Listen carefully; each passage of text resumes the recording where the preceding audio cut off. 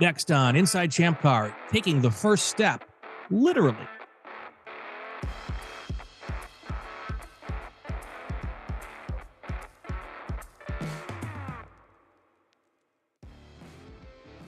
Welcome to Inside ChampCar. I'm Brian Bielanski. Guy above me or next to me, or the other guy on the screen is Bill Strong. Up top.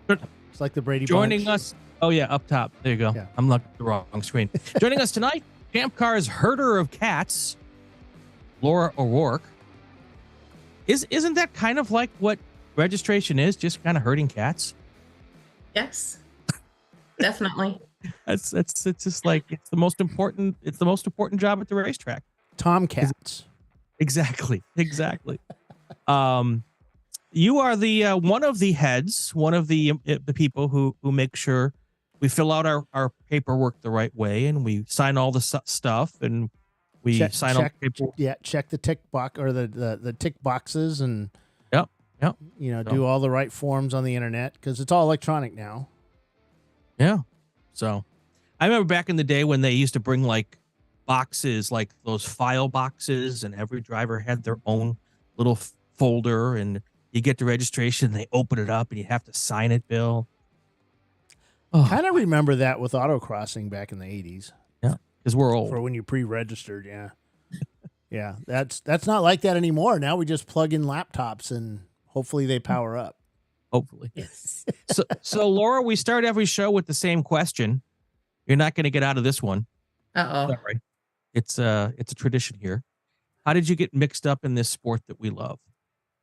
Oh, actually, I followed my husband to a racetrack, and It's the husband's fault. I It's either know. dad or husband. Yeah. So my husband was working for a race team at Road America here, and basically I said, I want to go, but I'm not going to sit and be bored for 8 hours during the race. And he's like, volunteer. So I started with volunteering and Nice. volunteered twice, and then got hired on. Very cool. So Very cool. your husband is Tomas O'Rourke? Yes. Yeah. One of our beloved Yes. Beloved. tech Most inspectors. hated. No, he's not. So How long ago was that? Oh, it's been 5 years. Okay. So did you guys start with ChampCar? He's raced in other things. Okay. We did a lot of roundy round stuff locally here in the area. So what, let's say Slinger Speedway? We did some dirt track stuff at Beaver Dam. Okay. And then we have friends that we also work with and help out with who's got a Midwest truck, and we've gotten involved in that and some ASA stuff. Okay. So you say Midwest. I'm thinking of Arizona, New Mexico, but No. in fact, you're The in real Wisconsin. Yes. So Wisconsin up there near Madison, which is near Road America. That's your home. Yep. That's where you guys call home. Well, that would be the home track. Yeah. Home road track. Yep.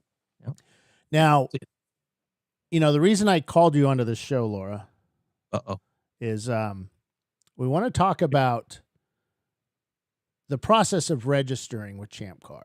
What do you see are the good parts of these guys, the things that these guys are doing right and the stuff they're doing wrong. Start out with one of the first things that the event director does, and you, as you get together and you talk about, all right, who's due up for memberships, who's got all their waivers signed and who doesn't, and that kind of stuff. And then you start mailing, right? Yep. About 2 weeks out, start mailing out, basically just as reminders of you owe money, or your memberships are due, or you have expired, or they just haven't filled out their forms yet. That's been a lot of it too, is they forget to go back after they register and fill out their waiver and their gear check acknowledgement forms. And that's really important. It is. Now, Sugars would not like it. No. Are all those forms an online form, or are they printing out a piece of paper, filling it out, and then submitting it somehow?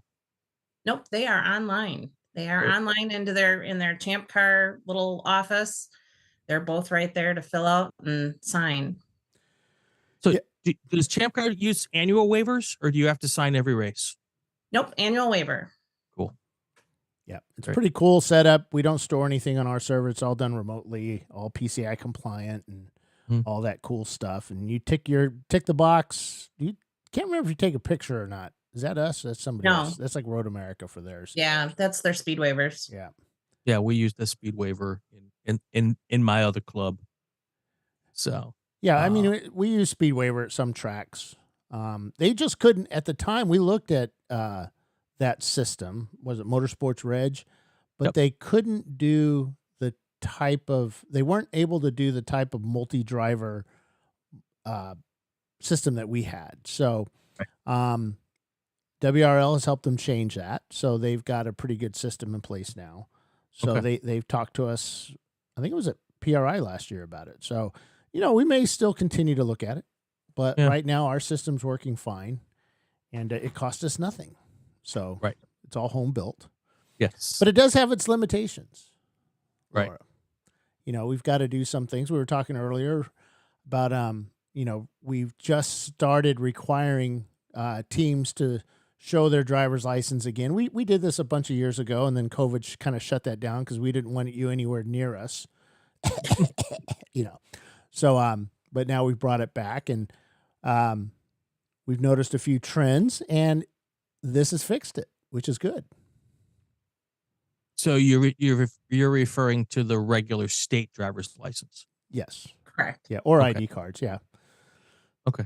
Yeah, we have some drivers that aren't old enough to have a driver's license. Oh, I suppose. Yeah, it happens. I suppose. What is the youngest a driver can be to drive with ChampCar? What was Danny? Danny was 12? Was he 12 or 14? I think he was 12 when he first started because he was at Coda. That's that kid that was in the Porsche 911 Turbo. Yeah. And I look down as he's driving by, and I'm just thinking I have just done something totally wrong with my life. But yeah, Danny, I think Danny's the youngest one we've had. Because I know at Watkins Glen, I don't think he could drive at Watkins Glen. I don't think so. I think the state it requires you to be 16 or 18 or something in New York. I think in New York it's 18. 18. Yeah. Yeah, because we can't even have them on pit lane. Yeah. So yeah, Ian was. Most states are 16. Possibly. If they have a rule. But yeah. And then we have, we have them sign waivers and stuff if they're that young. And sure. We have to prove all kinds of stuff too before they can race with us. Yes. Yeah, Danny's actually doing quite well. He's driving an LMP car somewhere. Wow. So, yeah, doing well. So Laura, you what's the thing that you see? What's the process that you see most that teams aren't doing? Not just the drivers, but maybe the team captain that having problems with that you could help them along with, because you get the phone calls.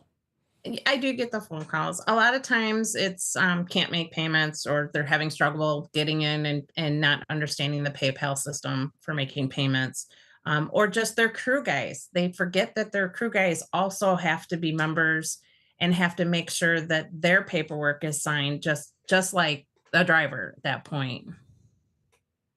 So those are two of probably the biggest things that we have. And a lot of it at the track is just the transponder numbers. They're forgetting to enter those into their car in the backside so that we have it at registration. And a lot of times then they come in and they're like, I don't remember my number. Oh yeah, and then we have to look it up somehow, right? Yep. Laura, would you share with me the transponder number for good, the bad, the ugly, and I'll just use that as my number at every race? Sure. Yeah. I've got an uncorrelated number on this Honda Fit. Exactly. And it's hitting 190 in the trap. Yeah. Yeah. We wish. I know Bill wishes that. I know, or 170 or whatever it is. That's the fastest Honda Fit in the world. So so doing that, and then Flagtronics, they've got to enter their Flagtronics numbers correctly, and we've got some things in place now that we've put where we were getting folks that were putting in 8-digit numbers or just the wrong amount of numbers, and it was causing all kinds of issues. But I think I fixed that on the website, so we're not getting as many uncorrelated, which is good. Well, even if I see them and they've just got the last 3 digits or the last 4 digits, at least I know that it's a 2,000 or a 20,000 number before it that I can at least change on my end. But just having no number in there is a bigger problem, because generally that also means they haven't updated their Flagtronics. Yes. Yeah. Yeah, we came across an issue this past weekend where Flagtronics came out with an update earlier in the week. Forgot to let me know, and it's not their fault. It's not our fault. It just happens. And I think James has put me on some sort of upgrade email now, so we'll find out when they do updates.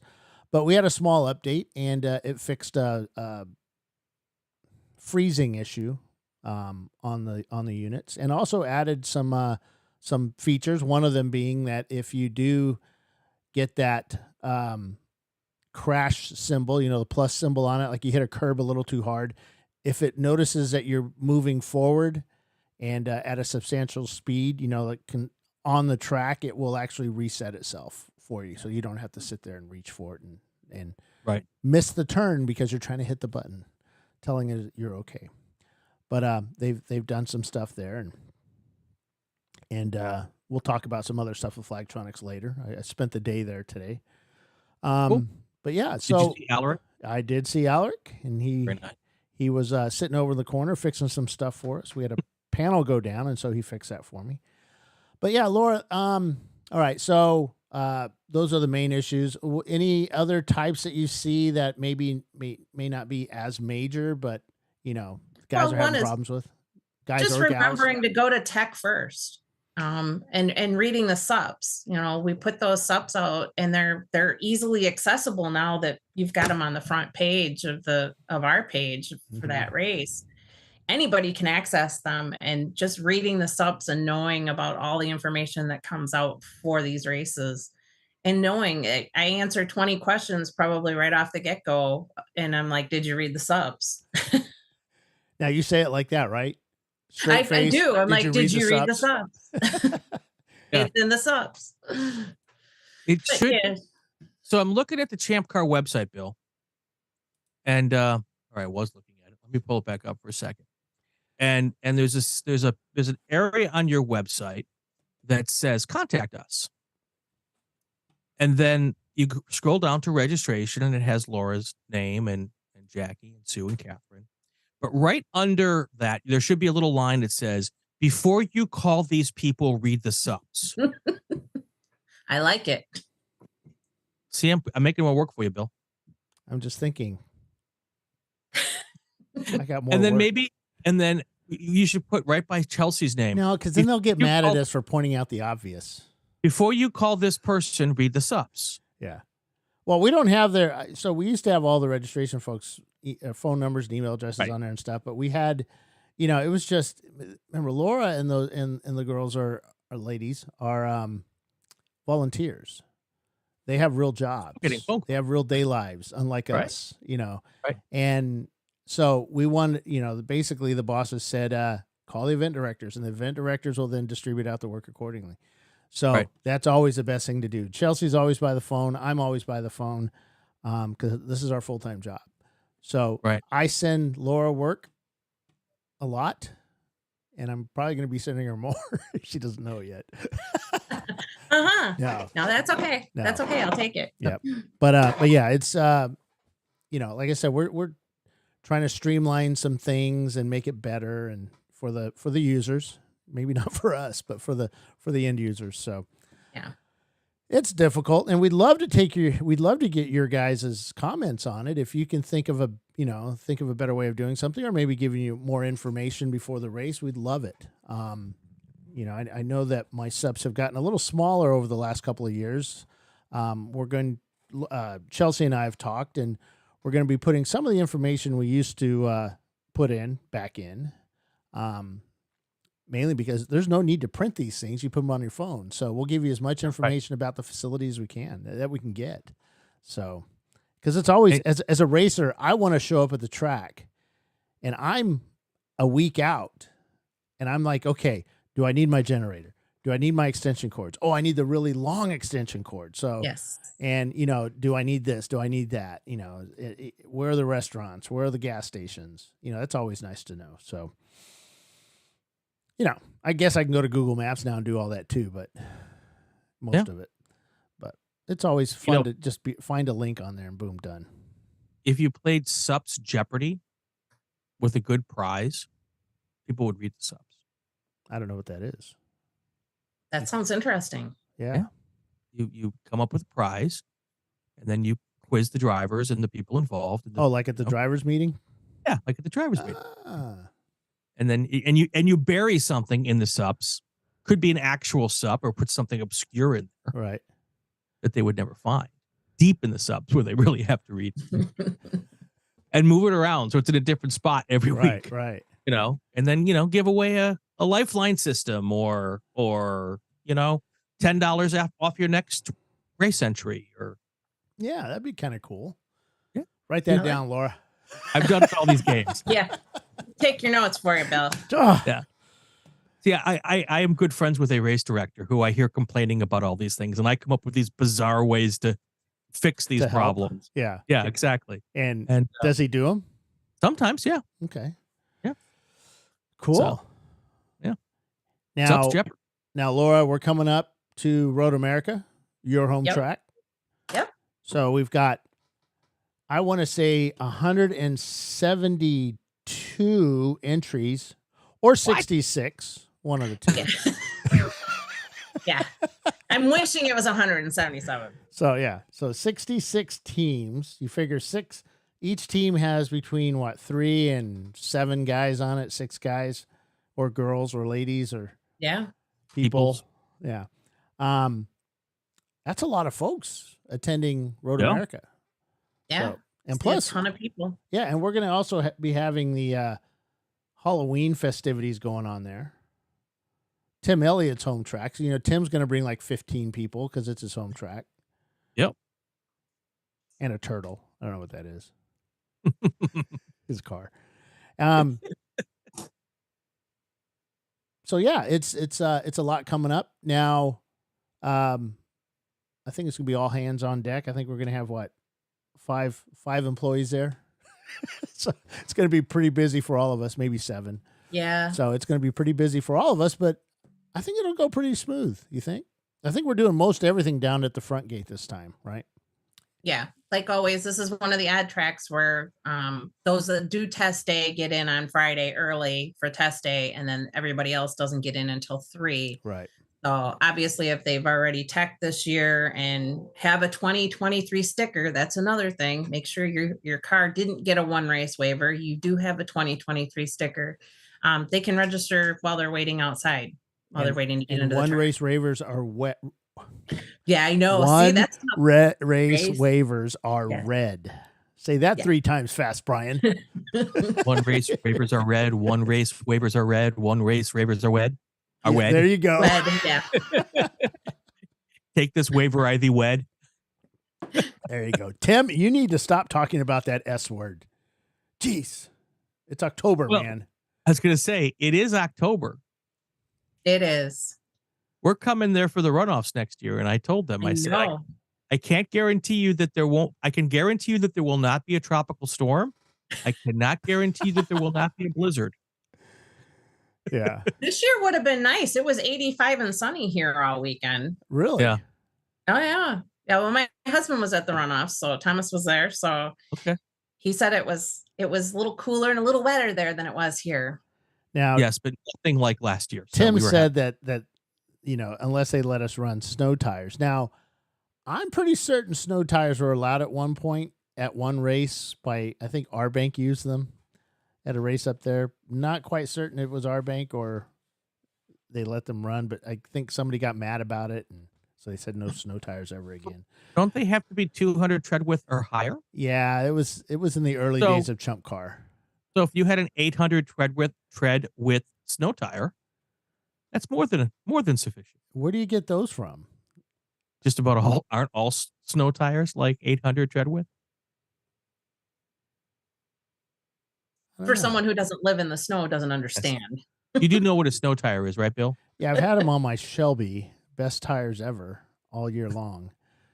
What year was that? 87. Your Dodge Shelby? Yeah, my Shelby Charger.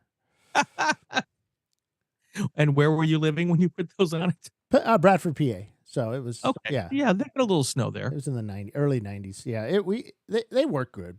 I had them on all 4 tires, and then I bought a Dodge Colt and I put snow tires on them, and that was awesome. Front wheel drive Dodge Colt, that went everywhere. Not a lot of horsepower.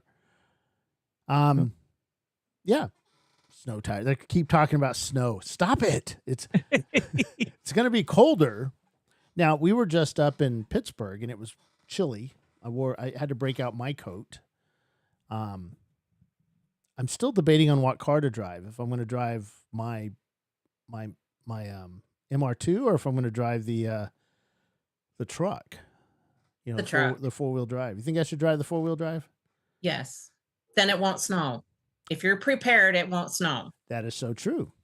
Mm-hmm. Yeah. Yeah, because nothing is worse than getting stuck in Chicago. Yeah. Let me tell you about that. Hotel was nice, but yeah. Oh, we just lost Brian. But yeah, so yep, here he comes. He's coming back. That was weird. That was weird. I'm back. Okay. So you didn't miss much. You've gone about 20 minutes. That was not All right. So I should drive the truck. We're doing a show this weekend. Really? So, Yay. Yep. nice. Or not this weekend. It's in like 3 weeks. 2 weeks. Yeah. 3 weeks. Something 3 like weeks. that. I'm in Phoenix next week. So, yeah.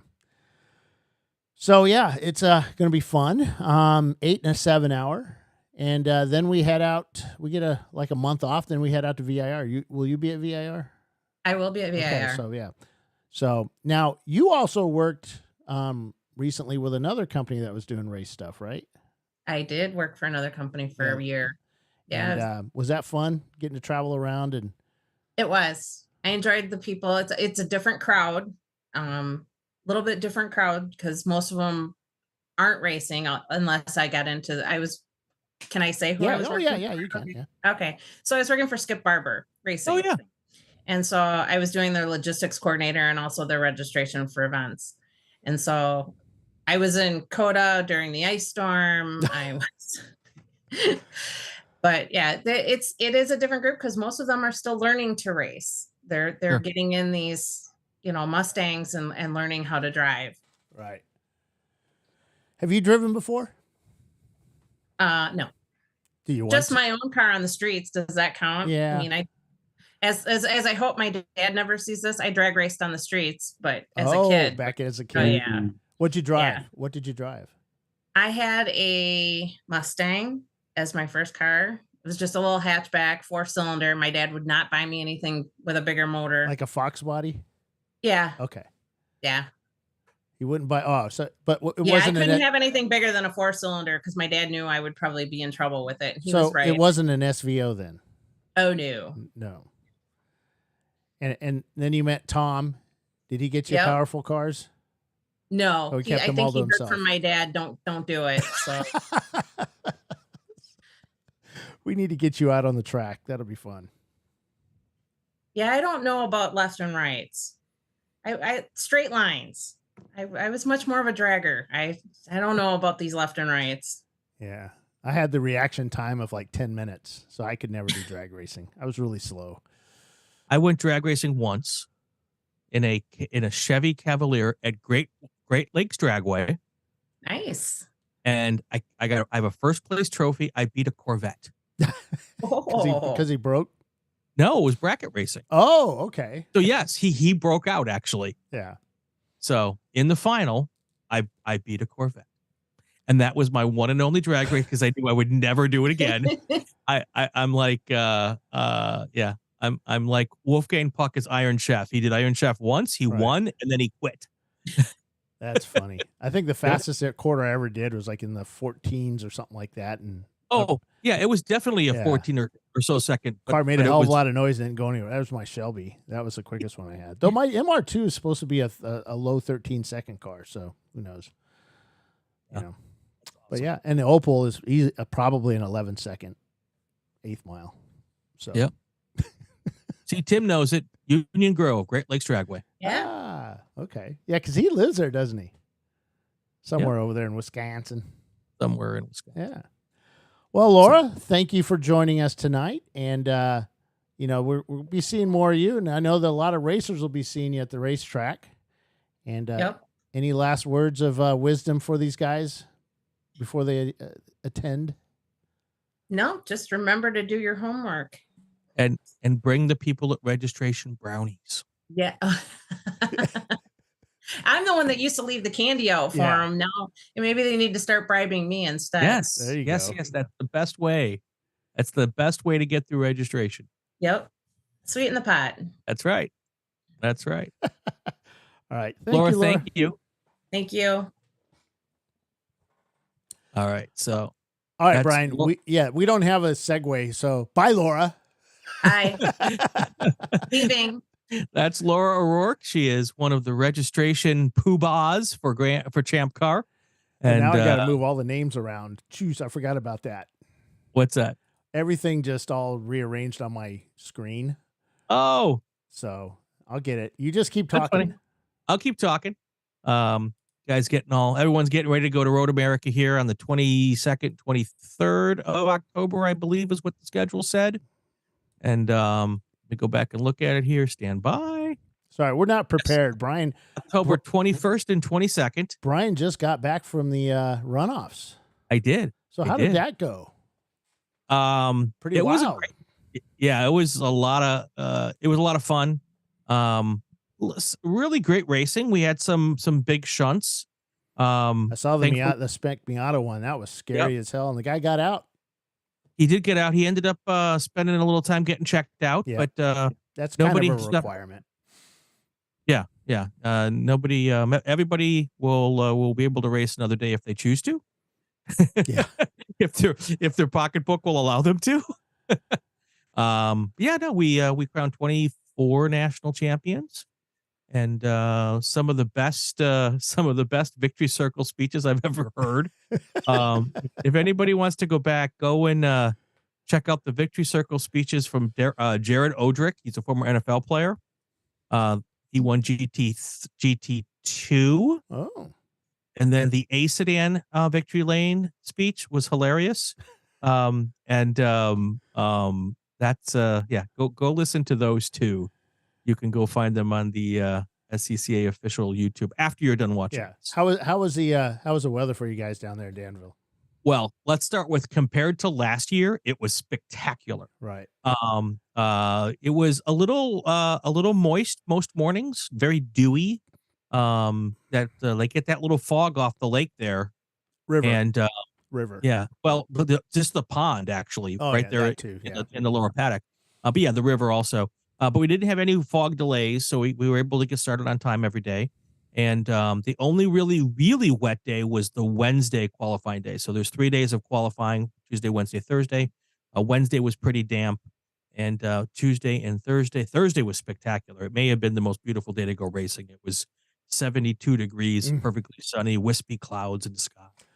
Very Chamber of Commerce. We were in Pittsburgh with 70 to 80 degree temperatures, and it was cooler in the morning. I had to wear a coat because I'm a big sissy boy. Right. But it was nice up there in out north of Pittsburgh near Beaver Run. I had to run the heat in the motorhome a couple of times at night. Yeah, because it got chilly. It's getting that time of year, man. Leaves are starting to fall off my tree, filling up my yard with leaves. Now I got to mow all that stuff up, mulch it. Little brisk walk into the shower in the morning. But we had guess who won the races? Pit race? Salins. They won both days. Fantastic. Did they hand out hot dogs? No. But how was the potluck? Potluck was really good. Yeah. We had a potluck. The most important discussion is how was the potluck? How's the chef? Was really good. Chef made some awesome pizzas, made some awesome food. He also we paid him to feed us for the weekend, the staff. So that was really good. Oh my God, some really good stuff. I hate veggies. He made a stew with all kinds of veggies in it. Lots of green beans. I hate green beans, and I like them. They were good. Nice. So, yeah. And it was a good weekend, good food, good people to hang out with. There's a lot been going on in ChampCar, and Chelsea and I actually had a lot of fun this weekend. Staff had fun. That's awesome. And that's awesome. It was great. So, yeah, good stuff going on. Like I said, Team Salem took home first, second, both days. Mustard took it one day. Ketchup took it the other day. RVA Graphics and Wraps finished third. Then on Saturday, they decided to put a rod out somewhere. It failed. The engine failed. Or no, maybe it was a rear diff broke. That might have been it. Were there team orders with Salem so that Mustard won one day and Ketchup won the other day? I don't think so, because the other car started with like a 2-lap penalty the next day, so he had to catch up. So get it? Catch up. Sorry. And Thank you very much. And Ketchup. He'll be here all day, all week. Tip the waiters. Yep. Try the veal. Because Mustard won on Sunday. And then 90racing.com, the R-Bank car, the Honda, actually finished the race. It's their first finish in a long time, their first podium in about a year. And that was good, great to see them up there. And they had smiles on their faces. It's like that, what do they call that? It gets on your back, won't let you win, won't let you get anywhere. The monkey off your back? Oh, yeah. They look good.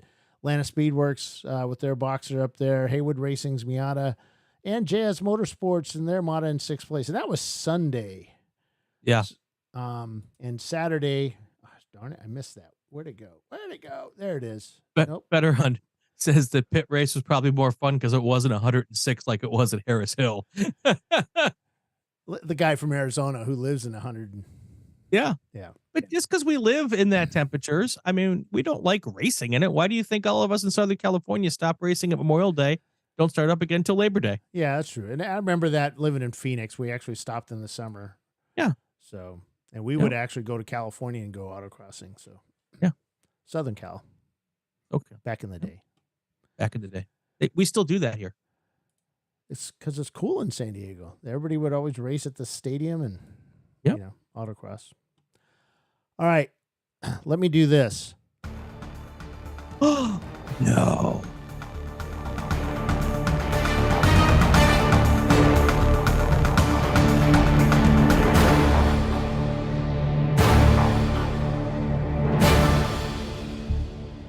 That's like the Headbangers Ball music. Remember that? Yeah, kind of. I was overseas. So we got a tech tip. Basically, our tech tip. So every Tuesday now, before this, I do an hour-long meeting with our tech guys, or I join along with them. They hold it. I ask them to give us some tech tips, some things that they're finding in tech, or some advice they want to have. And I got a couple of them. The first one, crashes. Should we spread them out?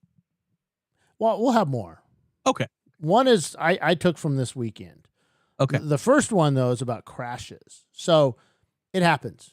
You're going to, you or your driver's going to do something or miss something, and boom, he goes off and wrecks, and you're putting your car on the trailer and taking it home and fixing it or doing whatever, and you'll be back to race again. But our techs would like to look at the car and not to judge you or anything like that. It's about just, we want to take pictures, and we've done this for the last, I want to say 5 years, maybe longer.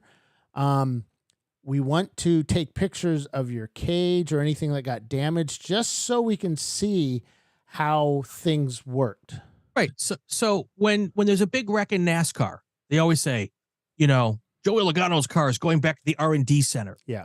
And that's what they're doing. They're doing probably a much more extensive breakdown of a car when that happens. But it's the same concept. You want to learn from the incident to make the next car safer. If there's something you see that could be done better the next time, that is the key. Yeah. And like back in, I forget, 4 years ago, it was right before COVID, we went to Charlotte. The last race we had at Charlotte, one of the Ballinger cars crashed coming out of the infield and hit the wall pretty hard, heavy enough to bend the A-pillar bar inwards. Ooh. And that's kind of what created we're going to require dash bars, and we're going to allow point-free foot bars to protect the feet, because at one point those were all points. You had to pay extra for that stuff. So I really pushed for that, because there's some cars up there that wheel gets pushed into the footwell and it causes all kinds of foot damage. So putting those bars down there would help alleviate that and protect your feet, and so we can go to work on Monday. So it's things like that we want to see. We want to make sure that the bars didn't bend, because some of these wrecks are huge. I mean, you saw that wreck at the Miata at VIR, just rolling or end over end. And Little we had, boat. and we had and along the guardrail too, which scared that was scary. And then we had a wreck here recently at Thompson where the kid the driver went end over end. And the thing was, if he had got that, if his cage had hit the dirt, it'd be a totally different story today, we think, if he had kind of gone over a different way. Sure. But landed on his all four wheels. We took pictures of it, and we share them between, there's like 7 to 9 techs, not the board. We don't share them with anybody else outside those folks, but we kind of look at it. Okay, did everything work? You've probably seen the video on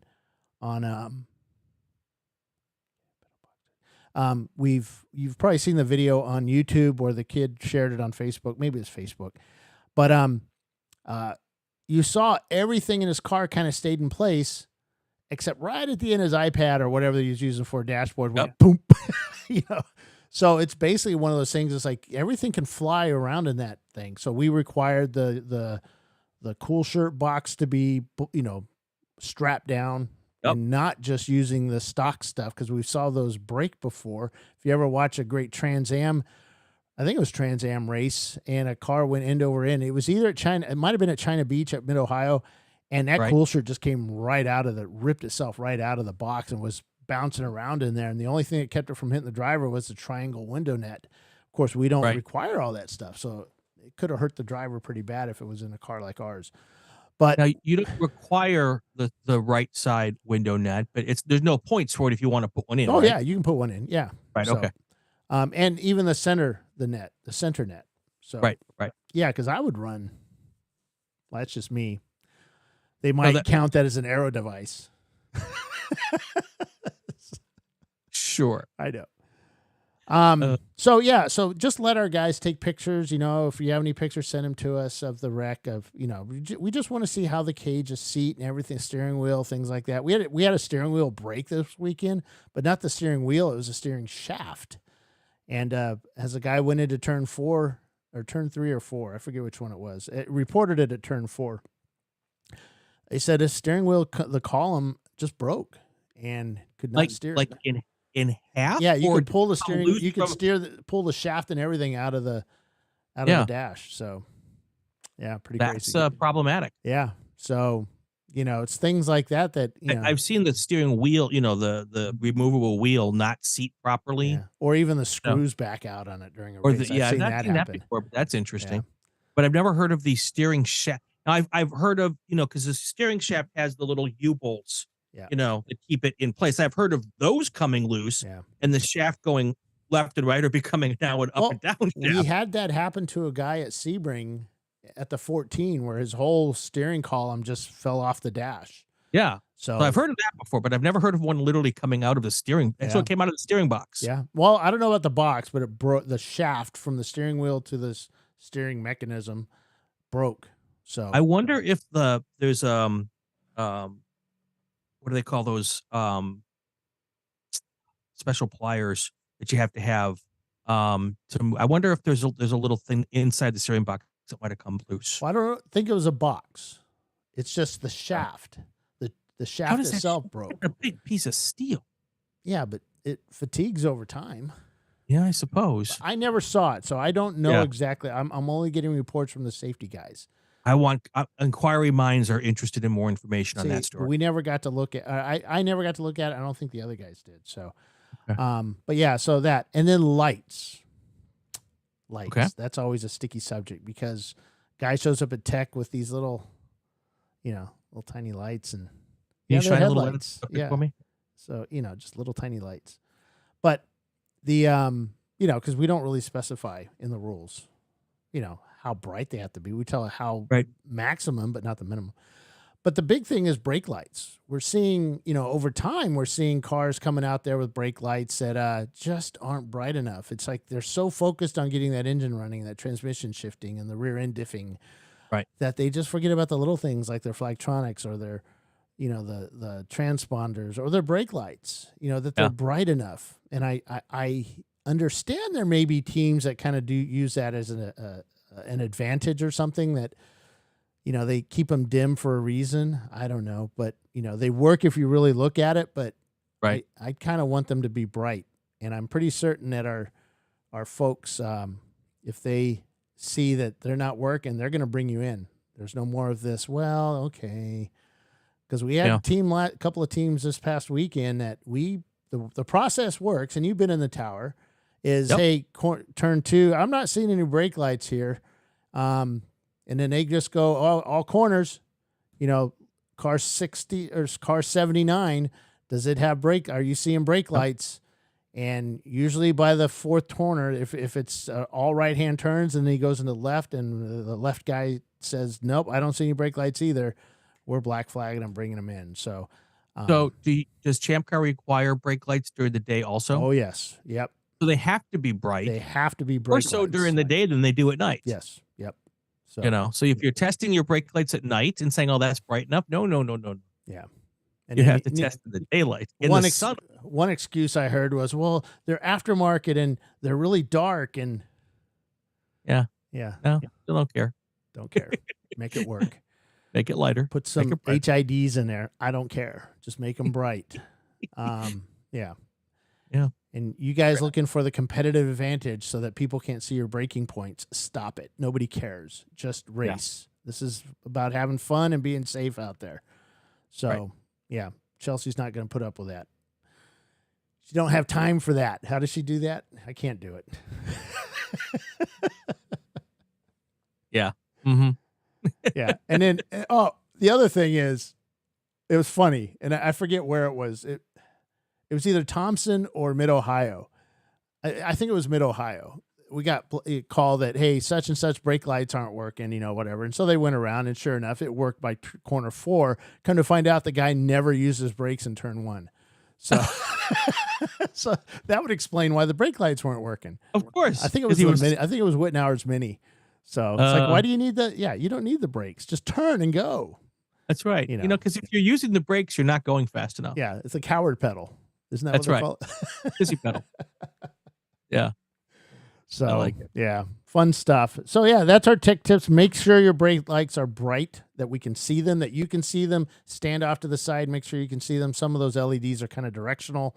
So have your excuses ready, but be prepared to be black flagged and brought in. We continued the contact, adding or subtracting laps from your race. That seemed to work pretty good. Much better than the week before, the race before, where it seemed like Sunday people got crazy again. They were great Saturday. Sunday they decided to get fast, and they weren't. Right. Well, because you have all of next week to fix the car. But yeah, so this week they seemed to perform well. They did well, stayed out of trouble for the most part, and we had an easy weekend. That goes back to the having fun part. So if you guys noticed, we were having a sale on Champ Bucks, and that ended September 30th. Okay. Though I'm pretty certain it's still up. That ended. Did you guys catch that, folks? I mean, I'm Polish, and I caught that. So it ended September 30th. I'm probably going to take. I'm just so busy. I haven't been able to take it down yet. So I'd get over there and get them while you can. That's right. But that's right. But yeah, just we've actually processed a ton of them. Chelsea and I were going back and forth doing it, and we want to thank you guys again. And that's helped us out for next year, and everything's doing well. Chelsea's working her butt off doing stuff, getting ready for next year. We got Road Atlanta coming up for 2024. I'm not allowed to say the date yet, but it's just like last year. Sorry. Yeah, Road Atlanta, VAR, It's okay. Tell a little story. Can I tell you a little story? You can. You'll like it. So I'm on lots of different forums and Facebook groups. Right. And most of them I am a popcorn observer. A lurker. Yes. So on one of the forums, someone said, I want to put together a team for a different organization, because then I want this goes down. and then there were a whole bunch of people said, you don't want to go with that group and blah, blah, blah. Well, you really want to go with, and it is not a ChampCar forum. You really, if you want to do that, really, you should go race with ChampCar. I'm like, perked your interest? So I kept lurking, and it was remarkable the stream of people who were saying that if you like endurance racing and you want a lot of bang for your buck, ChampCar is the place to go. I should say it was remarkable because we all know, but I mean, there was a lot of people who I didn't even realize raced ChampCar. Maybe they've only done it a couple of times, right, but they had a great experience. And they were like, no, don't go with these people, go with these people. And yeah, it's a true race. I try not to talk about other folks because there's just no need to. It doesn't accomplish anything. You can probably figure out who I'm talking about by the discussion. It doesn't matter, but it's when you're doing your first races, I always think we are going to probably be one of your better ones. Yeah. Now, especially, we've really cut down on the aggressive. We try to cut down on the aggressiveness. There's a lot to do still. I mean, we're not perfect. We're trying to be, if you can, in this field, but it's hard, man. But I've learned to distance myself from who these people are, because I know a lot of people in this series, right? And it's like, oh, such and such is in the car, and you kind of want to go, oh, he's just making. You can't do that. You have to say, car 66, car 79. That Black Flag 79. He's the one that's that caused that or whatever. We got video of it and blah blah blah. But go ahead. No, I mean, it's the corner workers call this in. You can't second guess them. If they're telling you something, you got to go with it until somebody brings you evidence that says it different. So yeah, I still think there is unfairly a stigma with the old name of ChampCar. Yeah. And there are still some people who may have never done a ChampCar race who have that ChampCar name in there. And I don't think much changed when the name changed. No, nothing changed. Right, a logo, but same people. Yeah. We lost money because every time we said ChampCar, we had to put $5 into the bin. But I think if that had always been ChampCar or anything else, basically, that there are the unknowing detractors would have less to say. I don't think I've been here since the beginning. Right. I don't think that ChampCar was derogatory to people that didn't race. I think it was derogatory by people that were licensed and raced in other series like the SCCA and NASA and NASCAR or whatever. Yeah. Some of those people, I would say in the IMSA era, in the IMSA league, loved ChampCar because it was just fun for them. Right. And they had no problem going and do it. We had a lot of IMSA teams running with us. Yeah. And we still do. They do it for fun. They have a lot of engineers that get out there and actually race to get on the track to kind of understand what the drivers are telling them about the situation on the track, like this bump at turn 2. Right. And they're like, there ain't no bump at turn 2. I walk that all the time. In the car, it's a bump. So they're, oh, okay. So it's those little things that really help some of the engineers out. But the ChampCar, when we moved to ChampCar, it was like a whole different sort of people came, nothing bad about it, but a different sort of racer came over to us. So, but they were expecting us to move up and do WRL stuff, and that's just not what we are. We are about giving you a place to have fun, relaxed, to be in a competitive car. And I know we still have to work on some of closing. Well, I hope that the world that we're in and I'm talking about the small bubble of amateur motorsports, doesn't force ChampCar to change what it is. No, I don't think it will. I don't think it will either. But I think there's a place for WRL, and I think there's a place for ChampCar, and they shouldn't be the same thing. No, and they're not. And I'm hoping that the ChampCar can continue to be a successful business model, just keeping in its lane. Yep. And that's all we plan to do. There's folks that want us to bring in, you need to bring in supercars and do this and that. But to keep it cheap. My point is, my hope is that that ChampCar doesn't ever give into that. No. because then it becomes something very much different than it is now. And I think it's really good. Not perfect, because nothing's perfect. But I think it's a really good model that you guys have. Well, the really cool part is that we have people, Justin Andrus, he was there in the beginning with us too. He's our board chair. You've got Mike Coleman, been here since like 2012. Huggins has been here since he was a little kid, which was like 4 years ago. Tiffany was, Tiffany's been here since 2014 or 15. So she's been here since ChampCar days. So all the people that are with us, that work with us, Jimmy's been here since the beginning. Jimmy's been here longer with the company than me. But Dan, one of our tech guys, he ran tech. He worked in tech before. We have a lot of folks that have been here forever, and we don't want to lose that. If it wasn't for ChampCar, I wouldn't be doing this. Right. I mean, I did some lemon stuff, but I didn't really like the party aspect because I just wanted to race, and boom, here we are. Timothy just asked an interesting question. He said Flagtronics is awesome.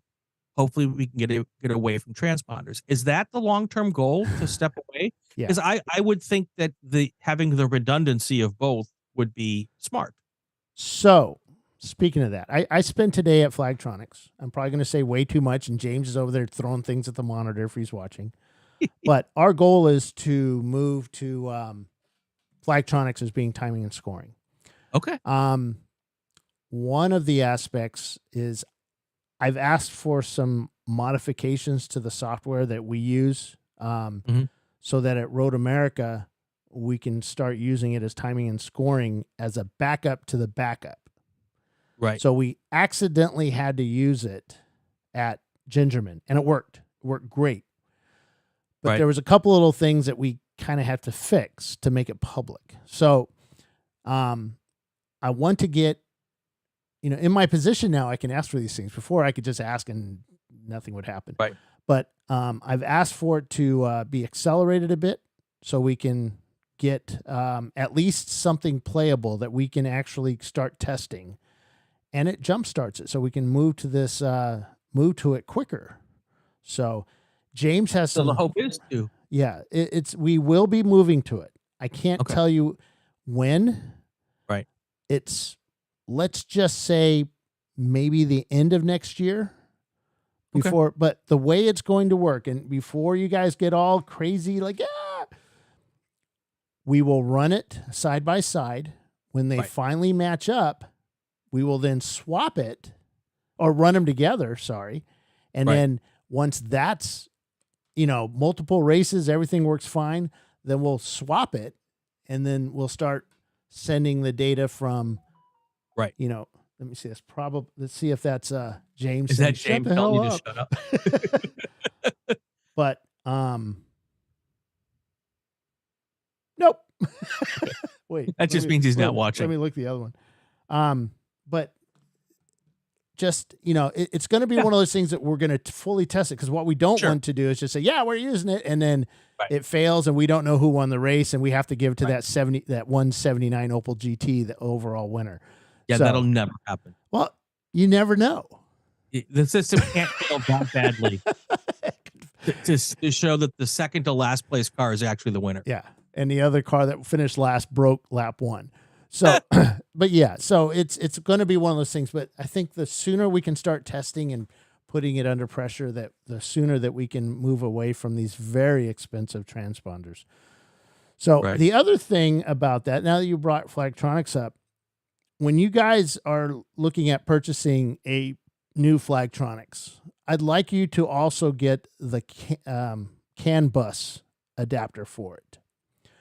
I can't tell you why just yet, but future expansion for Flagtronics, which is some pretty cool stuff, will require the CAN bus adapter. So I don't know, let's say if we want to know who the driver is in the car, we want to do this, we want to do that, it will be CAN bus. I love that would be nice. Yeah, I know a lot of guys with video want to be able to put stuff like that on automatically through. Yeah. And plus, we're going to be doing an app that you as a racer, now remember, Flagtronics is not you're not going to get a, what do you call that? Have to pay a monthly fee. Right. No subscription. No subscription on the Flagtronic unit. But, they have to make some money. So maybe an app later on that where you can actually look at your car and see how far, you can highlight, the marching ants, that's still going to stay. That's not going anywhere. But you'll have your version of marching ants to where you can do what you want with it. Like we can do in the tower. You can tell, okay, give me how many seconds am I away from this car and just follow those two cars on track. So that'll be kind of cool. Right. So. Yeah. We when we had did a podcast with James to announce that Flagtronics was going to be used for SCCA, that was one of the big questions was worries of the drivers because they're used to the transponder system, which started as you just buy your unit and it's yours, to now it's a subscription service. And people were very, very worried that the Flagtronics would do kind of a bait and switch and start. And James pledged that would never happen. Yeah, he did say that there will be a potential where there will be some features that aren't critical to the system working from a safety standpoint. That certainly could be a subscription-based service, but nothing that would be required for the system to work properly. And we won't allow that because we were told point blank. And I've known James for 20 so years, maybe longer than that. Jeez. But he's not that guy. Right. So it's great. But yeah, good businessman. He's got the plan down and it's gone to perfect. Yeah. So, but yeah, it's not OBD2, it's just CAN bus. Let's just say we get a Bluetooth or I don't know, RFID setup and it would connect up with a watch or with something on your helmet or in your helmet. I don't know, embedded under your skin. Something like that would then send back who's in the car. That'd be kind of cool. So the way it works in, I believe, the IMSA cars is that they have a chip. And they change the chip when the driver change. So, and I don't know if it's integrated into the helmet, where when they plug your helmet in, the chip's in the helmet, and then when the connector goes in, it's connecting to a new chip, right? And then that chip sends to wherever the world is the information, and that's how they do it. Yeah. So I don't imagine there's a crew member hanging in and pulling out a chip and putting a new chip in. I asked if we could put a credit card reader there and just put your credit card in, and I'm just kidding. But I'm just kidding. No, but next week I'll be doing the podcast by myself. Yes, yeah. No, it'll be kind of cool. I mean, he's got some really cool ideas, and what's really neat about it is now that they're working with multiple series, all the way from the bottom of the grunge pit of ChampCar to the high levels of whoever they're working with now, which I can't say. Say it. I can't. But there's a lot of stuff that can apply to all of us, right? And I think it's cool as hell, man. The technology and what you're asking for as far as the timing and scoring, as they develop that stuff will trickle down or up, to other series. Yeah. So it's in their best interest to. He explained to me today how he did stuff at VIR. Yeah, and I'm just like, more work. But you mean this past week? Yeah, we don't talk about it, but yeah, the technology they used this weekend, which was so much better than what we're using, but it's on our side, on the organization side. Right. So it's like, okay, this is getting good. I mean, this is going to increase the reliability of our feeds. Right. It's going to increase the smoothness of a lot of the stuff that's going on, that you see on the screen. And it gives us more real-time information quicker. So it's good. And the safety aspect of it is awesome because, right now we have a dedicated person watching Flagtronics during the race, and we can get, that person can get half a second to maybe 2 seconds jump on what the corner worker, we see the car go off. We can say, car 79 just went off turn 5. He's still going. He's come up. He's standing up. And by that time, we're starting to get the corner worker saying turn 5 yellow, but we really don't know why, but we can see on the screen why. So, and we're feeding this out to the race officials in the tower so they can see it too. So again, as we get notified quicker, we can respond quicker. We can get safety onto the scene quicker. We can get everybody under code 35, and boom, you're getting saved. None of this waiting for the field to slow down behind a pace car type stuff. So, right. All right, Brian, I think we're done for tonight. We'll be back next week. Oh, I talked to Tech just real quick. I talked to Tech about doing a round table. Oh, so we would get, we do something like this. I don't know if we're going to do it on Inside ChampCar, but it would be kind of cool to do. But we'll have our Tech on there. We'll discuss some of the rules for 2024, kind of, what they're looking for, any issues. We'll pick 5 subjects or something, and we'll just talk about them. And you guys can ask questions to our tech inspectors, and of course, keep it off topic and like people do. And let's have some fun with it. Can we do a round of CSIES? I don't know what that is. Sissies? Craziest I ever saw. No, that would be Inside ChampCar, the first one ever at Watkins Glen, with Brian Tuttle walking up with his case of beer and sitting down and talking to us and then giving away every secret as each beer went away. That's right. Oh my God, that was the most awesome. We need to get Tuttle back on this show. There you go. So, all right, guys. Sounds good. Appreciate you. Oh, I suppose I'm supposed to say something here. That's the wrong music. Oh, wrong. Wait.